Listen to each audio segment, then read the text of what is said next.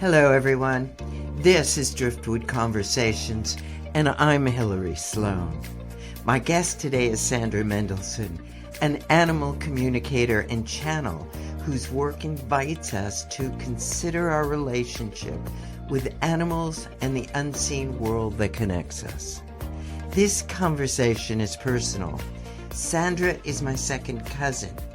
We knew each other only distantly as children, and life carried us in different directions. We hadn't seen each other in decades. Recently, I came across her again and discovered the path her life had taken mirrors my own in a quiet yet unmistakable way. When we connected, we recognized we shared a sensitivity and a distinctive way of perceiving the world, one not common in the family, or at least never spoken of. This conversation became a kind of a reunion and an exploration. Sandra speaks about her awakening later in life, about learning to trust what arrives without explanation, and about the role animals may play in reflecting back to us what we've forgotten about ourselves. Her work moves between communication, energy, and a broader awareness that we are not separate from nature, from each other, or from something far more expansive. This conversation doesn't move in a straight line. It opens, circles, and deepens. There are moments that feel grounded and others that ask you to stretch beyond what you think you know. And somewhere inside it lingers a question. What if we are more than who we think we are? Sandra, why don't you tell everybody who you are and where you live and what your passion is? Okay, who I am. I think we won't get too spiritual with our answer because then it would just be I am presence, I am light. But what I do is since 2012, I have been a channel of animal consciousness, bringing through messages and insights from, I guess now well over 100 species of the animal kingdom, as well as an animal communicator, and they're very different. That is absolutely my passion, waking up, sharing with other people in their awakening to what's really happening around us in the animal world, how they live, what they perceive, their energetic roles, how they're helping us, how they see us, clearing up the misconceptions that we have because we misinterpret their behavior all the time, and helping humans through our awakening. You know, our vibration rises when we go out in nature, and the same thing happens with animals. They are, and we're not talking about animals that have been through trauma at the hands of humans. We're talking in their basic state. They are holding a higher vibration. They're not stuck in the mind or in ego. So they're really here setting this 5D playing field for us to help humans awaken. And where I live is in Florida, in Palm City. Probably about 45 minutes north of West Palm Beach. That's the closest airport. You're my cousin, which is so exciting to me. And we hadn't seen each other. Oh gosh. If I think ever. I was 4. I think I was 4 years old. So it's not like you and I collaborated on this, like, oh yeah, bring my cousin on. It's like, who are you? So I saw you on Facebook, and that's how I reached out. And what was so exciting is to realize that you were an empath and a psychic, had the same love of the unknown that I do. Except you had these gifts, or knew you had these gifts at first when you were very young. And I was more like, I sound like I'm quoting the movie Gigi, at last. We marry at last. Well, I did not discover this ability at all until I was 53. Not an inkling. Not an inkling. So I hope that gives some people some inspiration that, you know, we wake up when we're ready to, you know, we embrace and recognize our gifts when we're ready to do it. And there's no judgment. It can happen at any time in life. And it can be very confusing when it happens later, I'm sure.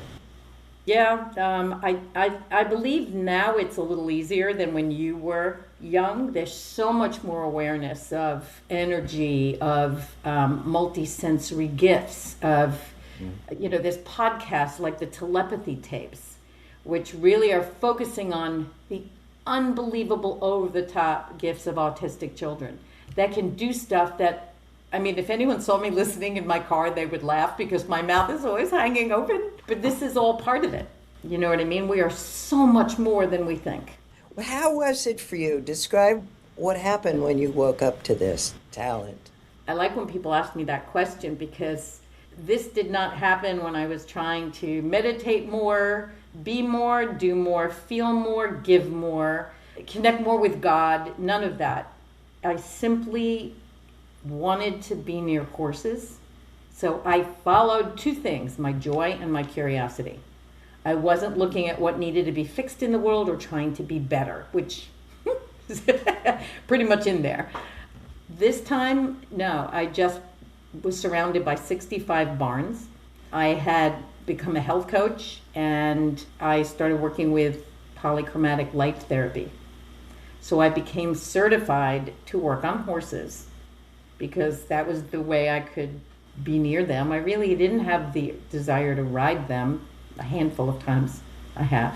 It was the eye-to-eye connection that drew me and their presence. So it happened when I was doing body work on a horse. Tell me about that, what is it, polychromatic healing? Light therapy? Light therapy. Well, people, right now everybody's running around hawking red light therapy. This was back in 2012 when I was fortunate to be put in contact with a company that was making systems that NASA and the Navy SEALs had used. And then they made it better. And we don't need to get into that and the eye mask and the endocrine system. But the bottom line is it's utilizing certain healing frequencies of light to increase circulation, decrease inflammation, and basically help the body return to balance. But it isn't like these gizmos that you see out there, which just puts the light on you. The light is pulsed at the healthy frequencies of the tissues in the body. So not only do you have the action of the light, you have the frequency that causes entrainment, right? A happy person walks into a party and kind of sets this higher tone. And then very often the rest of the room rises. That's entrainment, right? So the same thing with your cells. They recognize the healthy frequency of their tissue, and then the tissue rises to its healthy frequencies. So there's a bunch of stuff going on. Different wavelengths of light go in different depths in the body. How were you trained in this? I became certified through the Photonic Therapy Institute, created by a friend years ago, because people were buying all kinds of light tools and none of these companies were teaching people how to really use them. So she brilliantly created the Photonic Therapy Institute, where people, no matter whether they have a laser, light therapy pads, photonic torches to use on acupuncture points, a panel, didn't matter who sold them what. They could come to the Photonic Therapy Institute and really learn how to use their tools. So I became certified first in, I can't remember which one came first. I think it was light therapy for humans and animals, and then equine photopuncture, which is basically using light on acupuncture points instead of needles. And the light gets carried through the meridians. It's utterly brilliant, because I think right now, the kind of healers I think that people are realizing, that's the real deal, are the ones that teach you how to heal yourself. They teach you how to do for yourself. And this whole technology is predicated on you being able to do this. When a horse is down and you just do these acupoints and then they stand up and they walk away, and you see these things happening over and over, it's not only very empowering as humans, it also bonds you really closely with your animals. Your animals don't want you to give away and hire this specialist, hire that one. They want you to know. So this is an intermediary stage until we really know how to use the energy in our bodies fully. This is a beautiful intermediary tool that anybody can use. And most of the time they'll buy something for their animal, and when they see how effective it is, then they'll be open to using it on themselves. So, And have you worked with it on yourself? Oh gosh, are you kidding? Well, we're talking two different kinds of systems. One of them is light therapy pads, which I love because they cover large areas of the body. So imagine like a neoprene pad, different shapes. You can wrap it around body parts. And the light diodes are in there, kind of like that light bright thing we played with as kids, but they're rounded. So you don't have to think, oh my goodness, what light. The lights are already in there. The frequencies are pulsed in through the controller. All you do is press the button and choose a frequency. In fact, I tell people what I love about this is, yes, I can give you protocols, but what is so key is put your hand on the pad and try each frequency. Close your eyes and see which one you feel the most. Your body is saying, yes, please, give me that one. So you can't mess up. The body is made of light and sound. And so when you put those things like sound healing, right? When you expose the body to that, it's a natural acclimation process. It's absorbing what it is, what it's made of. So yeah, I get pretty excited about it because it's next to my bed. And I love something that I can feel. And when I put those pads on my lymph, because we know how important the lymphatic system is. It's the system of bodily fluids. It has no pump. You want to move garbage out of your body, inflammation and toxins. It's going to move out through the skin and through the system of fluids. So when you put the pads on and you feel it, or you put it over your mouth where you've had dental surgery, I could go on and on. Like my mom was borrowing my system years ago so much. Finally, she decided to buy one, and she had dropsy. Her foot would just drop. As long as she uses her light, she hasn't had dropsy since. Interesting. I was going to ask you if she used it, and how did she receive you moving into this field? I am very fortunate because my mom is very strong, but she had a near-death experience when she was, from like a ruptured ovarian cyst before I was born, so maybe 18. And that made her open to what she cannot explain. So when I suddenly showed up, and she knows me so well, and I said, Mom, and she's like, relax. It was about the animals, right? Like I heard this stuff and it was way beyond my level of consciousness at the time, in 2015, I think this was. She said, relax, that's not you. You're funny, but you're not that funny, and you're smart, but you're not that wise. But, people are like, oh, she judged you. No. She knew that this was real. She knew I wasn't making it up. Same thing with the lights. The lights was science. That came first, and that was easy to embrace because I could explain the whole thing. And when you put it on your body and you feel it, and maybe there's a lag, maybe 24 hours later you feel it, but your pain goes down. I always tell people, if you have something on the surface, like she fell and her hand blew up on top, put a light pad on for 20 minutes, all of the swelling went down. I mean, it was literally swollen over an inch above her hand, and it was down. So maybe it'll work on a chronic thing. Maybe it'll help internally.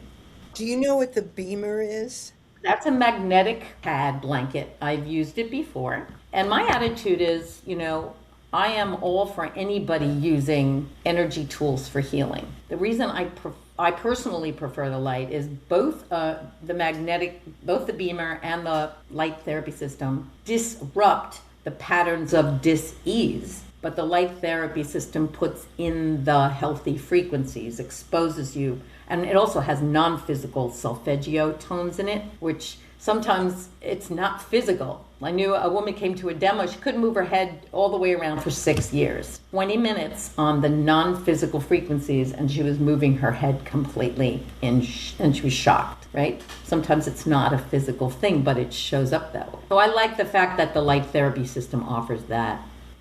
But you know what? As I said, I'm thrilled anytime anybody is saying, okay, if it ain't right, give it light, or give it magnet therapy, non-invasive, and it's safe. So once you began communicating with animals, how did that journey go, and what did they tell you? I was the biggest doubting Thomas that ever lived. It happened up in New York. The very first thing I heard was, this hay is crap. 5 minutes later, and I looked up, and I'm working on his foot, so I'm really trying to pay attention. I was totally in a mindful, non-thinking state because I didn't want to get stepped on by this 1,200-pound beauty. And I look up and I notice he's flinging the hay off the top of the bale to get underneath. Within 5 minutes, one of the horse moms walked in and said, "There's mold all over the hay." I didn't know anything about hay. And then a few weeks later, there was a horse named Emelian who completely changed my entire life. Absolutely determined that I would hear him. So the conversation started like, I'm putting away my light therapy equipment and I hear, "Why are you wasting your time with all this equipment? Why don't you just run energy? The horses are waiting for you." Goes on. "When the barn closes at 4 o'clock, we can drop the facade." That was my word, the front, "and be our true selves. We hear the birds speak. The plants speak. Everything speaks." Went on later. Horses are always sending love to humans. You just don't know it. And I thought quietly, where do they get the energy from? And I heard, we leave our bodies to connect with all that is because our frequency gets lower being in a body. Absolutely convinced I made this up. When I went back to the barn, head down, tail between my legs, get humble, he head-butted me all the way out of his stall into the aisle. And I heard, "You bought into the illusion again. We need you." Okay, another one. Sitting, and there was more, but the last thing I'll share from that mind-changing encounter, I was sitting outside on the grass. He was hanging his head outside the stall. I'm in meditation position, and I feel electrical currents run through my arms like nothing I had ever done on my own. He said, "Did you feel that? I sent that to you. This is what we do. We heal with our bodies and talk with our minds. I like you. And I've decided to take you under my wing and rescue you from humanhood. I'm tired of the way things are, and I know you are too, and you will help change them." Okay, well, all I did while I was there, I heard these horses say, because they heard my thinking, "You said you were going to help me." Well, if they're human, didn't hire me, I couldn't touch them. 3 years, I'm like, what do I do with this? What do I do with this information? I know I didn't make it up, but then I moved to Florida, and September 28th of 2015, every single horse in a barn spoke. My hand was just writing, and that began this journey that I have thanked Source for every single day of my life since. It changed everything. It brought meaning. It gave me something to share because I always wanted to be a writer and never felt like I had anything to say that hadn't been said before. And so by the time 53 species came through, I thought, well, if it blows my mind, maybe it'll blow somebody else's mind, and maybe I should write a book from this. Because it wasn't the Sandy show or the Sandy opinion. It was bigger than that. And I never read anybody else's work because I'm so impressionable, I would think I was getting it wrong if I heard something different. So even people that endorsed my book, I never read their work. I couldn't, I just kept gathering it. So did it change my life? Completely. Here I was working on animals, and then I started hearing them, but I was not ready to call myself an animal communicator. I took some classes. I got some hits, if you will, but I didn't learn how to do this from a teacher. Maybe for the first time I wasn't overthinking anything. And that really, the teacher says do it this way and it has to look this way, and why am I not getting it that way? That would not have worked for me, So I just started posting. I just started sharing stuff from the animals, thinking people might like it.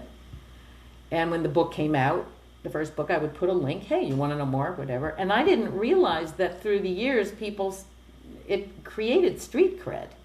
And people wanted to hire me to connect with their animals because of, just this. I was not thinking beyond the sharing. I can't even give you exact dates of when I started doing the work. But at first I said, if I don't get stuff of value, I'll just give you your money back. I'm fine. I protected myself that way. It was a little chicken, but it did also take the stress off the other person. They realized they had nothing to lose. And if they relaxed, their animal relaxed. So never once did anybody need their money back because they weren't stressing about money. It was energy flowing. So sometimes you do things and you don't really know that was the best thing you could have done. What animals have you worked on, and how did you get to them? Because from what I've seen, these aren't all horses. They're not all in Florida. You've been all over the world, right? Fortunately, the horses pushed me from the very beginning. So face to face with horses at that barn that I mentioned. And one of them blew my mind. He said, and he's in the book, he said, this is where your telepathic abilities really come in. You can tune into anyone from anywhere. I do it all the time.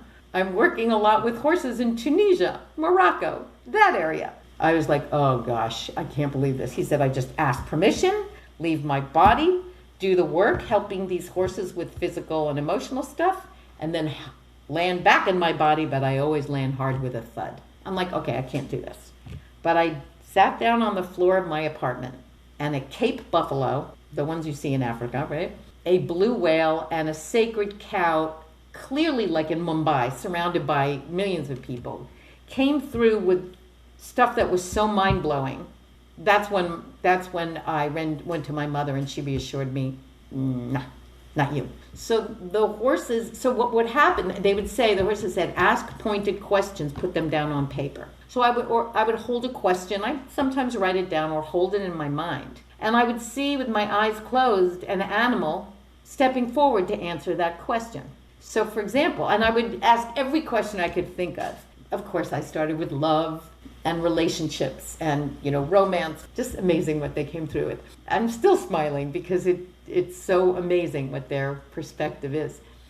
And, went on to hardship and health and God and religion and, anything I could think of.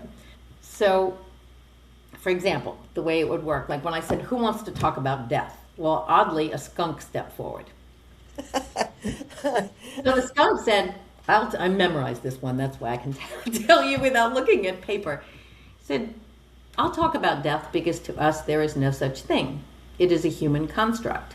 We just hang out in our bodies for a while, and then they start to break down, and then we get a little rest, and then we get a new model like a car. And if you think we keep getting the same make, model, and color over and over again, you couldn't be more wrong. We get different models to learn different lessons. This time, I'm a skunk. Next time, a walrus, or a porpoise, or even a human. But you have to be ready for that because it's complicated and you have to live in your head and have your senses dumbed down. I'm getting a headache just thinking about it. But having the experience of being human is so important because when your intention is high, you can create concrete reality that benefits us all. We still believe in humans. There are so many beautiful ones trying to find the way out of this mess. Now, mind you, this was well over a decade ago.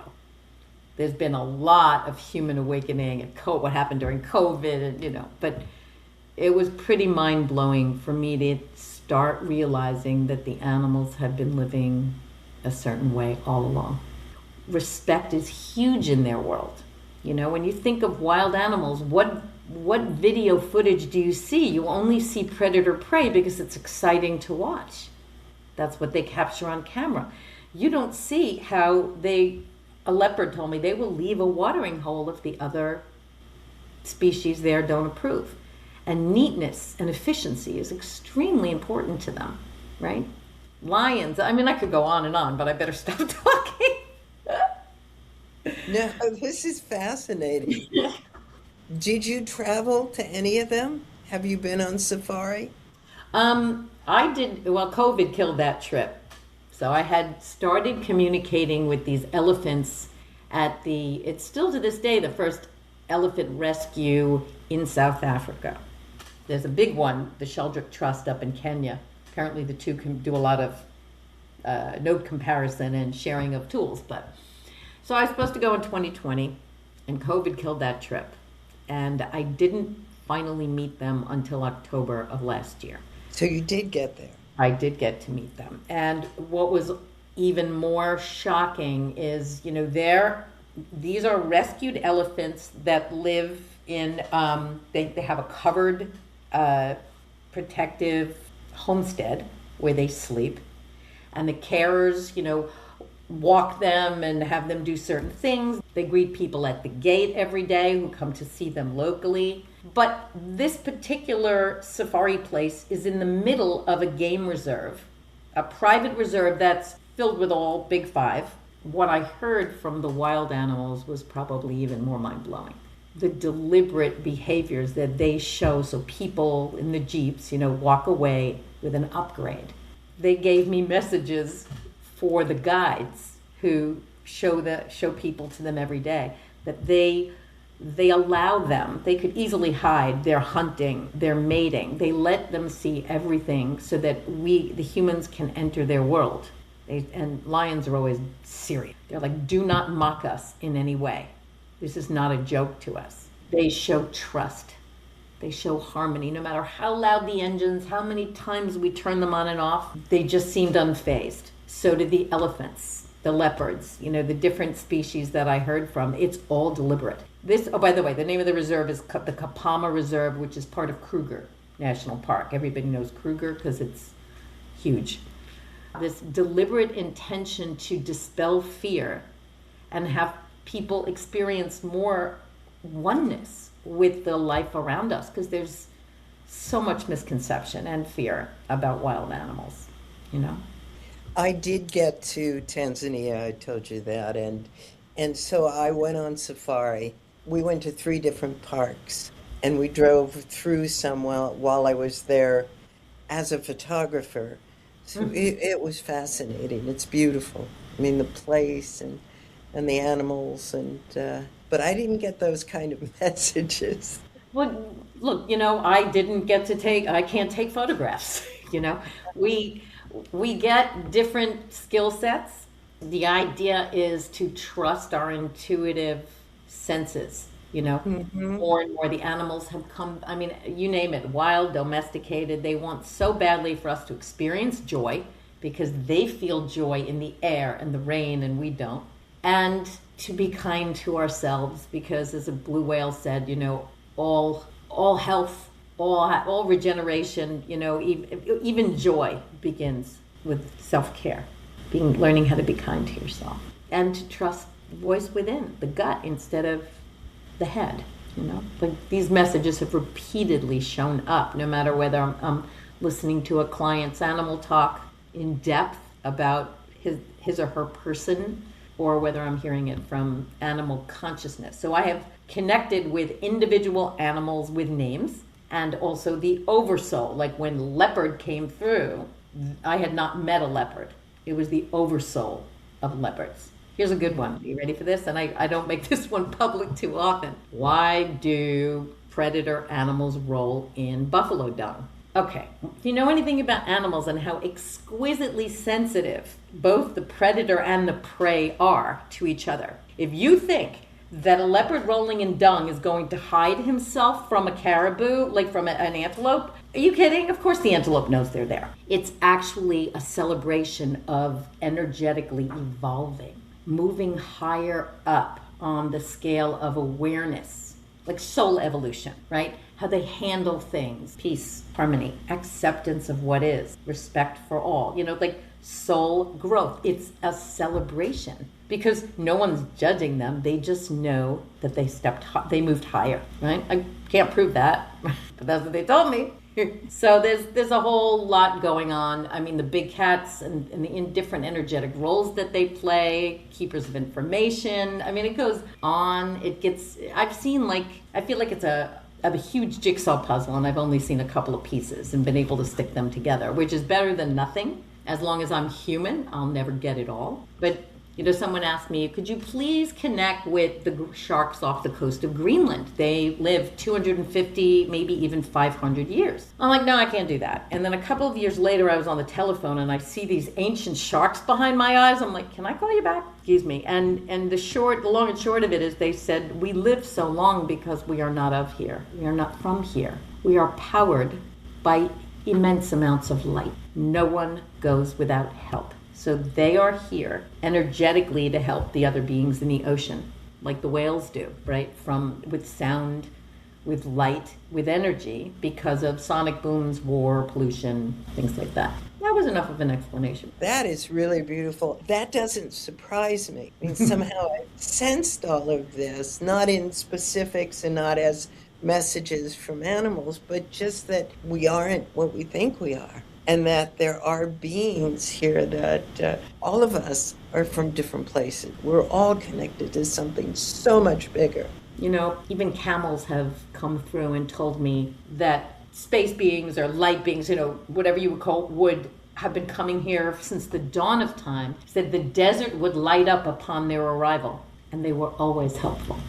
So it's in the DNA kind of thing that I know there's no past, these are all parallel timelines, but working with light beings is something that the horses have told me when they're not in trauma, in their really pure natural state, when they are not taking on human issues, move that over, soul contracts, they can travel to different dimensions, hear all life and communicate with all life and work with light beings. I've met one horse that could do it. And she gave me details about what happened in the different dimensions. And she said, you see, what happens in terms of evolution happens first in the other dimensions. And then if we humans don't get in the way, it will manifest and solidify here on Earth. So what we see around us is just yesterday's news, right? So the evolution of Earth, the regeneration, this new Earth, she used to say, it is so beautiful. I wish you could feel what we do. They can read what's in your field, what's coming for you. I mean, I could just talk until tomorrow morning. It is shocking and beautiful. And you know what? We can only really get our minds around so much at once. How has it affected your spiritual life and then moved down into your physical life? When you feel like you're on the outside looking in, if you're not having your own, and I wasn't. I mean, some energetic experiences, seeing things behind my eyes, but I didn't feel God personally. It's fine when you read about it and you try to meditate and there's all these different retreats and things, but I always felt like I was pressing my nose against the glass. Why don't I feel connected to something bigger than me? When this began happening, and even recently, a leopard said to me, don't attribute all this wisdom to us. We're all just channels for source, like you humans can be.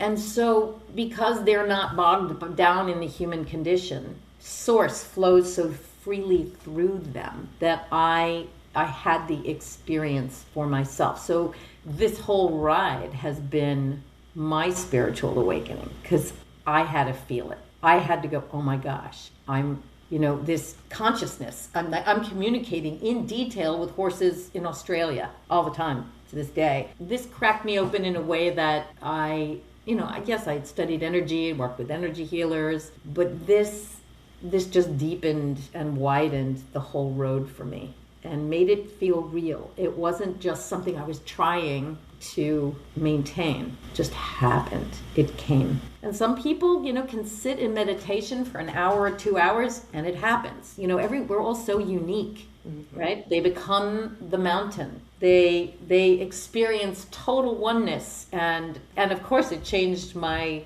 I don't even want to call it work because I smile when I talk about it. I love to do it. It has given me a way also to put my heart out into the world because every time I connect with an animal, I spend over a half an hour on the phone with the human because this is about their soul contract with their animal. And the animal is usually, if they act out or whatever, it's about what's going on in the family, in the house, in the area, and the animals never tell me anything I should not know to make the person uncomfortable. It's just beautiful because they hear their humans' thoughts and feel their emotions and see the pictures in their head. And the animals don't judge. So not once have I been privy to information that made the human shut down and feel overexposed or judged. Never happened. I'm lucky. I'm blessed because the animals are driving the bus. So what does a day look like for you? Do you work all the time or very often? How do you contact people? How do they contact you? I'm glad you asked that because when I talk to people who are who are solo practitioners of healing modalities and stuff, it's not a consistent everyday thing. It's like working in a retail store where you could get a flood. I mean, if I run a special, even if it's just, $25 or $50 I took off, I ran it last February and I was solidly booked from February through the end of April. And I want to give it everything. So I don't want to be overscheduled. Right now, if I have a client right now that has 17 cats. She used to have 22. And right now, I think it's about 7 of them that she wants me to read. And I need to space them out so the voices don't blend together and we can go really deep. And then when I look at them, first of all, I know they are complete when the speaking stops, if you will. And each one is breathtakingly different. So what is a day like? I like to have the morning to, yoga, meditation, working out at home. And then Monday through Sunday, I make myself available when the clients need it because a lot of people work. So it can be erratic also with different time zones. Am I talking to someone in Australia or Sweden or here? I just feel like there's not too much. I feel blessed that I can kind of spread it out so I can give it everything. And then there's also classes to teach. There's a center nearby that is ready for me to teach another series. Then there's book stuff. One woman found my book in the Czech Republic and they got it translated and published at no cost to me. And that was, and I went there 2 summers ago and I did all these talks and, internet TV shows. So there's that surprise factor, that's always out there because people find the books when they're ready, I had someone come to me and for an animal communication session. And I said, by the way, how'd you find me? She said, my therapist is reading your book. Okay. And that's another thing, when you see veterinarians showing up to take animal communication classes. That's pretty amazing. That made me say, oh, okay, this is super, breaking out of the box. Because she's intuitive and, she started doing at-home euthanasia. And she was feeling things, So this really helps people expand their multisensory abilities, which we all have and we're all using, but we instantly tend to discount them instead of going, what was that? Days are not ever the same. It's very fascinating to me. I mean, you said it several times, we're all different. And I know a lot of people that are in different levels and different modalities of the healing arts, and you can't predict anything. Although I do really feel that, and I'm always open for this, and the animals told me this years ago, it's really time to come together. Tricky for humans in the world of duality, and I'm not even talking money and sharing a space, but maybe energetically, right? People are doing worldwide meditations, they're creating webs of light, they're sending energy to Mother Earth or to places that really need it. So I think energetically, that's the first way and the least conflicted way for us to start joining together for the good. When it comes to, well, I do this modality and you do that modality, how do we come together? It's not impossible. And I really see that happening because, we're so much more powerful when we put our energy together. People are building conscious communities. There's stuff happening. Definitely, there's a lot happening. I tune into astrologists now and then. I don't know much about it, but I like their overview, and there's some that are very good. And everything you're talking about is being predicted. Do you listen to Pam Gregory? I do. I knew it. I love her. Have you listened to Lee Harris? Yep. Those are the two. Those are the two. I love him. Yep. And one of the things that they've said recently is that even astrology is changing. And Lee said his work is changing. So nothing's predictable right now. I know my work has felt, even when it was completely undefined, when I was just whatever I was doing, it was about holding the energy of love and bringing people together, connecting people. So when you were talking about connection, I feel very much part of that. And that's why I started this podcast. It was a way of highlighting or illuminating what their lives were about. And so that we'd understand there were similarities and differences. And when we come together, it's so much more potent and wonderful. But I feel like this very small slot, and I see so many people working I'm not sure what's next. It's probably about just being present.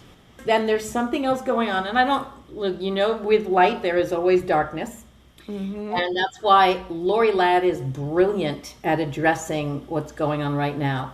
There is a spiritual battle going on, and it's on the energetic level. So what she says is, if you are feeling things like, or a habit that has come back, thoughts that are just beyond any negativity you've experienced before, with all the work you've done.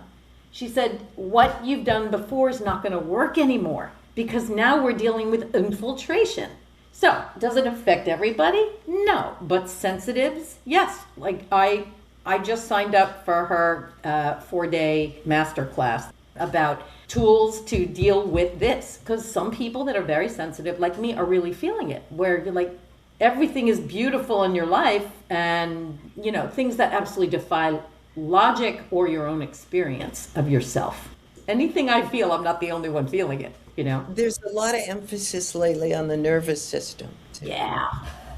Really Yep. healing and bringing the nervous system into balance, because that's where we're being impacted the most. You got it. You got it. That's, people's sleep is disrupted. We've got all the solar activity, the flares, the Schumann resonance, all of this stuff atmospherically. And I really admire Lori Ladd, because she's dealing with a sticky aspect of this whole thing, which is that there is a war for our thoughts. Not just the wars going on in certain spots on the planet still, but a war for our thoughts to keep us disempowered and fearful.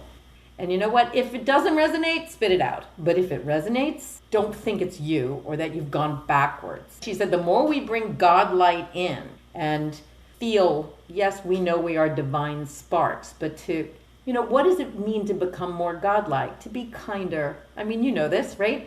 Heart-centered, more patient, right? More accepting, less judgmental, less reactive, right? Passionate. The reactive is a big part of it. And our thoughts are so important. Every thought. Recently, yesterday, we were talking about stories. The stories we tell ourselves about ourselves or about the world we live in that aren't true. How do you change a habit is what I'm always working with. And there's never one procedure. There's never one rule. There's never one way. It depends on the energetic of that habit. And being okay to be in process as long as we're in body. Like, it's Right. not like, oh, I haven't gotten there yet. No, this is exactly why we're here. This transformation is about, I asked the elephants. I'll tell you two things, horses and elephants. Honeybee, the horse that traveled interdimensionally, she said to me over a decade ago, every thought matters because it affects matter, from a horse. I asked the elephants, how do you evolve? They said, well, we don't focus on evolving, for one thing. We just pay more attention to how we react in any given moment, and then we get better at it. Cats have told me they just rise to what is, if there is a need. It is slow down and not think. You have to embrace and be all, try harder, love, like I said, love more, give more, do more, human service today. It's absolutely the keys to overwhelm, the human approach. Mm-hmm. If we, right back to the breathe, pause, you've heard that, the pause before you react, that's huge. Huge. Just wait. And you can shift everything that, like the animals say, when you slow down, you don't say things you'll regret. Your voice becomes calmer and people want to listen to what you have to say. And your energy field that everybody feels becomes clear as a pool. And even by saying this, right, I can, I'm a high energy being. So I have to work harder to bring it down, slow it down. I feel like a hummingbird. Would I rather feel like Ferdinand the Bull rolling around in the daisies? You betcha. But that's not the nervous system that I got. So I love Ferdinand the Bull kind of people. It's lovely. Was there anything in your childhood that prepared you for this? No, none, zero. The only thing that I can say is my mom I wasn't allowed to have an animal until I was 7 because my grandma, Betty, was terrified. Her mother told her when she was little that the German Shepherd next door would give her polio. Oh So dear. she was afraid of animals her whole life. So I wasn't allowed to have an animal till I was 7. And then I got a cat. And she would follow me to the bus stop. But I had no, I mean, I was in the matrix, you know what I mean? Just everything we did with the animal and, what we thought was the right thing to do.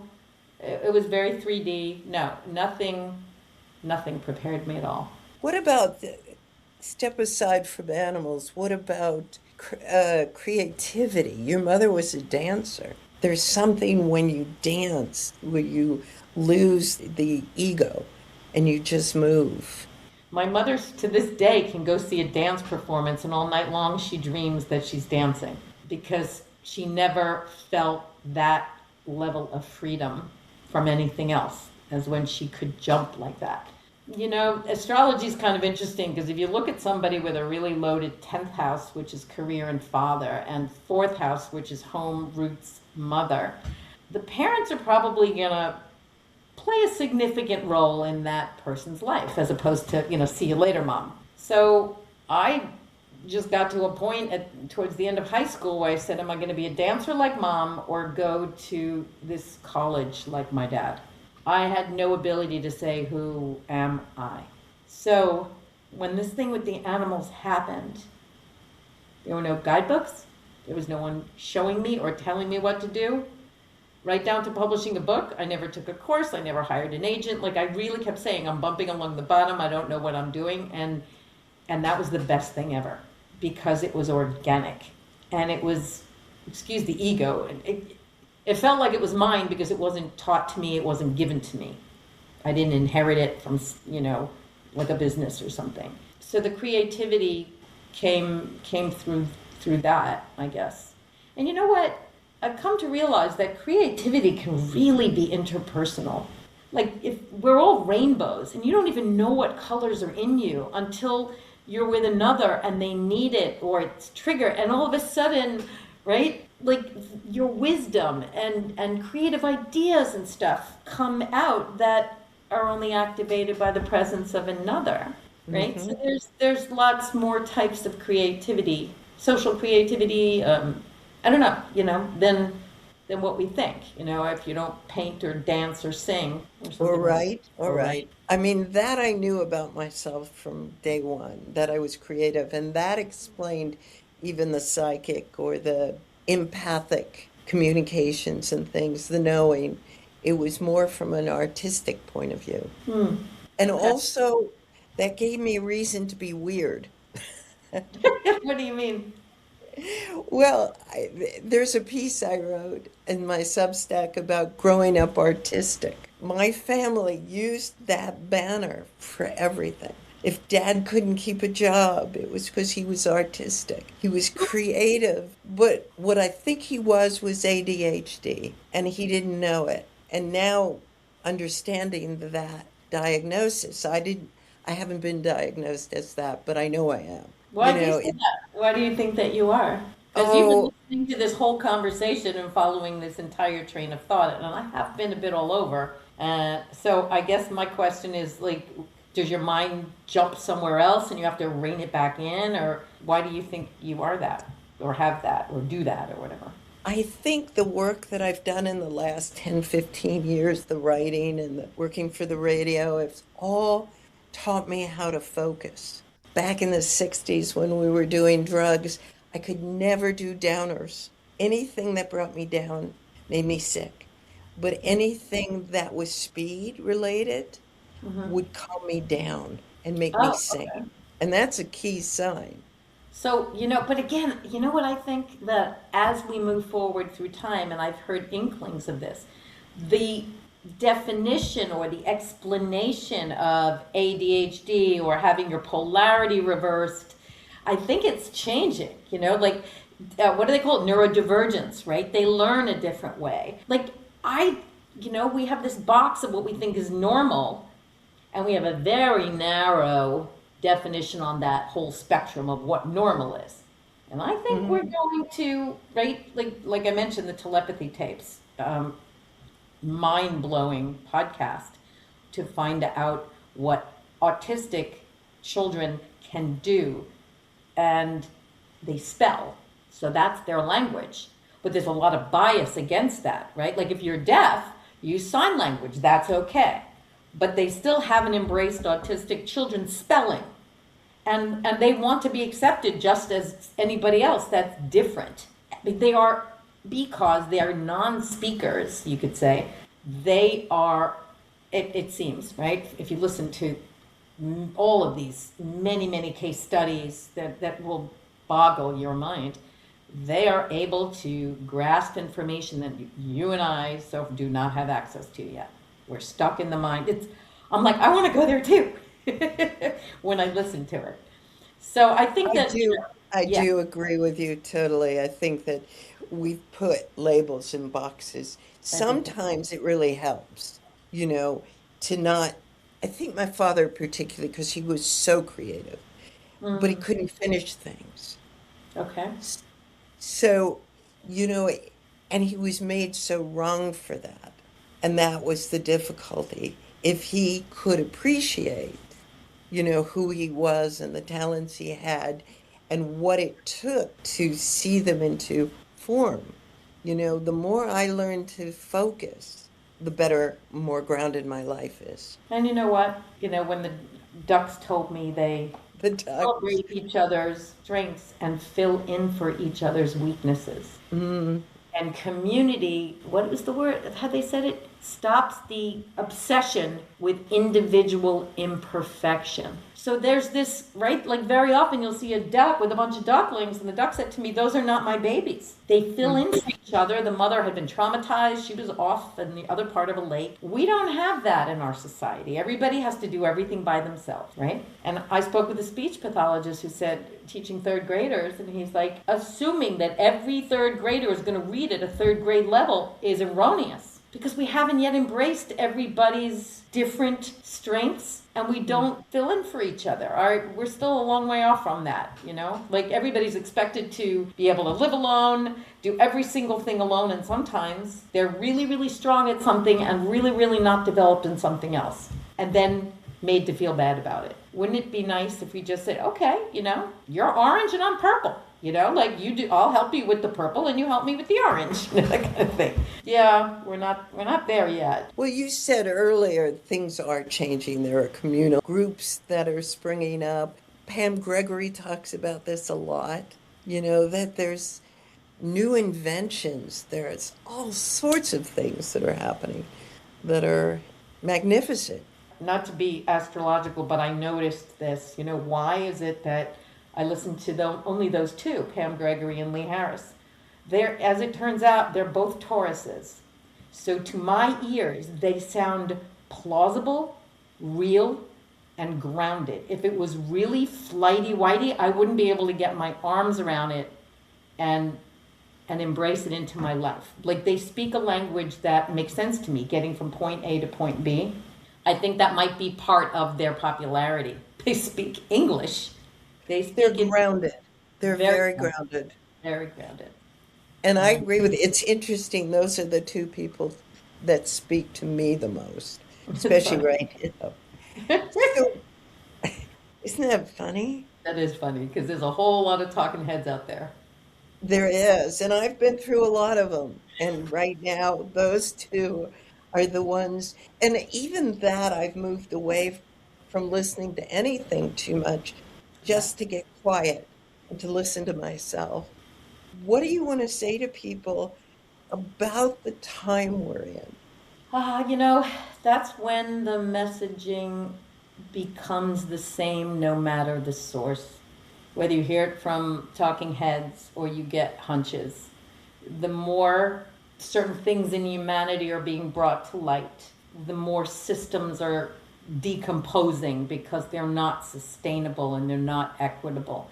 We chose to be here at this time. So what will keep you whole or feeling? I know wholeness is an illusion. I heard that too, because we all have cracks and the light comes in through the cracks. But what will enable you to move through this and it's always the same, you know, getting out into nature, being with animals. Why? You're stepping away from the human condition. I've had animals say, you know, you got to get out of your homes and even away from each other to find yourselves again and again. It's vibration. Cell towers, I mean, squirrels told me years ago, to you it's subtle, but we feel the stuff being pumped into your houses and it's growing stronger and stronger. And to us, it's like being stabbed with electrical wires. Get outside and save yourself. So you're talking about the electrical and the wiring and I'm saying, you know what, unless you can really pick up, and I know people that have, and I've lived with them, move to the middle of nowhere. And even then, you still got what's going on in the collective because we are all connected. So getting out into nature, stop externalizing everything. Whether you journal, whether you sit quietly, whether you get out into nature, instead of responding to everything like kids on their phones, let things come from inside you. Get them onto paper so they look real, is something that the animals have always recommended. Because we'll get hunches and awarenesses and we let them go by. There is so much wisdom in us, but we have been trained to, like circus poodles, to respond to everything around us, what's being fed to us. Obviously, you know, we could go on and on about the news, which is highly censored and controlled and does not give us the accurate story. And focus on what animals told me this years ago, not on your differences, like opinions, like a belly button, everyone has one. Focus on what you have in common. What does everyone need? Clean air, clean water, harmony, right? Clean food. If you want to put your energy into something, it isn't fighting what you don't want to see, right? Where your attention goes, energy flows. The coming together isn't focusing on, well, this one eats animals and this one's a Republican. No, you got to let that stuff melt away and only focus on what you want to have happen. Get out into nature, being with beings that are not in the human condition. And when you're in the human condition, just focus on what you all have in common. And becoming more spiritual is really, or becoming, you know, awakening is really about being more kind, less reactive. Everything we talked about. there's something also, I mean, I live on 5 acres. I'm in nature. It's all around me. But I know when I lived in New York, I took watermelon seeds and planted them and sat on my fire escape. It was the best I could do for nature. And it was the most wonderful time I had.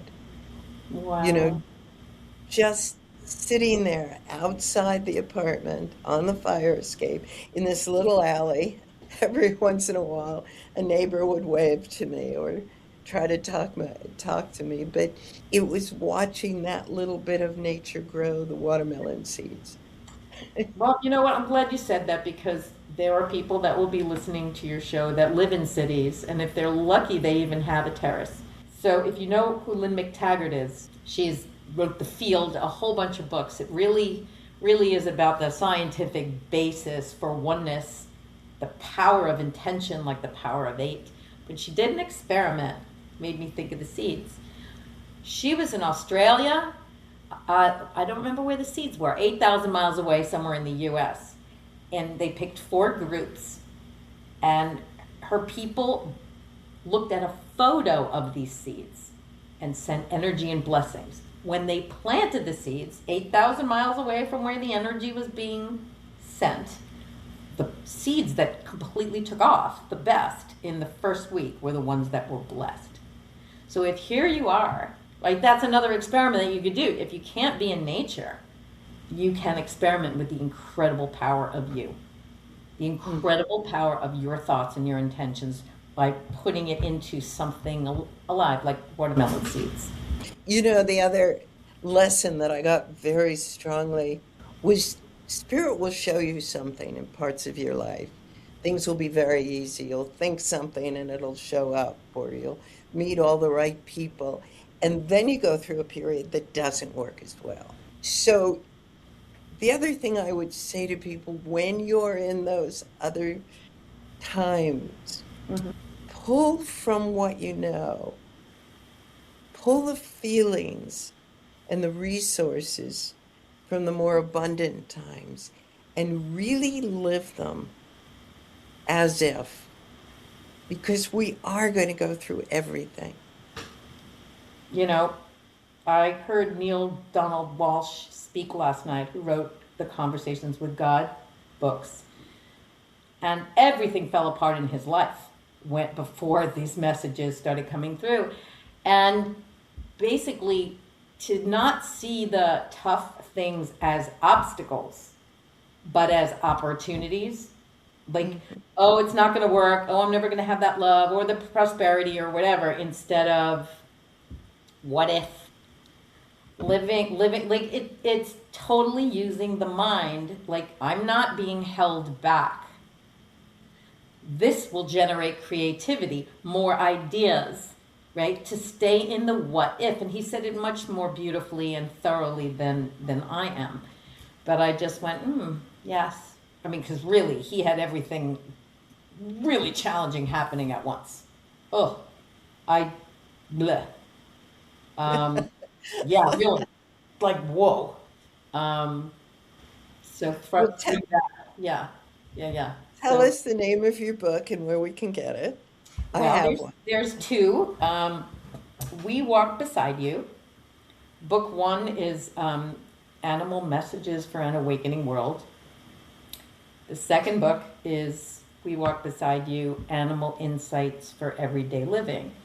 So it's good to start with book one because that's the story, you know, how they came through, what did they want us to know, and it really kind of cracks open your consciousness to see their whole existence very, very differently. And book two is written as a message for the day.